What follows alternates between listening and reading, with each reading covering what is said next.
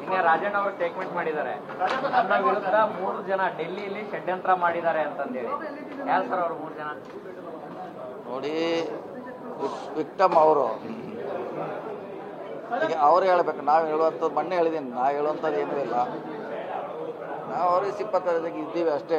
ಅವರು ಕಷ್ಟ ಕಾಲದಿದ್ದೀವಿ, ಬೆಟ್ಟಾಗಿದ್ದೀವಿ ಅಷ್ಟೇ ಹೊರತು ಮಿಕ್ಕಿದೆಲ್ಲ ಅವರೇ ಹೇಳ್ಬೇಕು. ನಾವು ಹೇಳುವಂಥದ್ದು ಏನಿಲ್ಲ.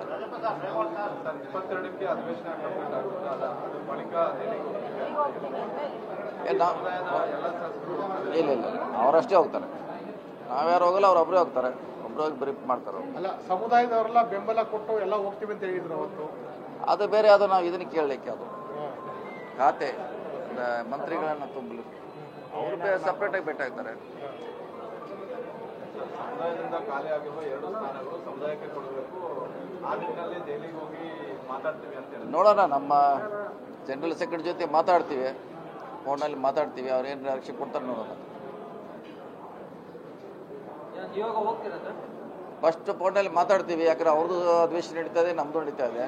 ಫೋನಲ್ಲಿ ಕೇಳ್ಕೊತೀವಿ, ಅವ್ರೇನು ಹೆಂಗೆ ಹೇಳ್ತಾರ ಹಂಗೆ ಮುಂದಿನ ಹೆಜ್ಜೆ. ರಾಜಣ್ಣ ಅವರು ನಿನ್ನೆ ಹೇಳಿದ್ದಾರೆ ಸರ್, ಮತ್ತೆ ಮರುಸೇರ್ಪಡೆ ಆಗ್ತೀನಿ ನಾನು. ಅದೆಲ್ಲ ಈಗ ಸದ್ಯಕ್ಕಂತೆ ಆಗೋಲ್ಲ. ಶಾಂತ ರೀತಿ ಅಂತ ಅದು ಶಸ್ತ್ರತ್ಯಾಗ ಏನಂತಾರಲ್ಲ, ಅದು ಶಸ್ತ್ರತ್ಯಾಗನ ವಿದ್ದಿಲ್ದಾಗ ವಿದ್ದಿಲ್ದಲ್ಲಿ ಸುಮ್ಮನೆ ಇರೋದು ಈಗ.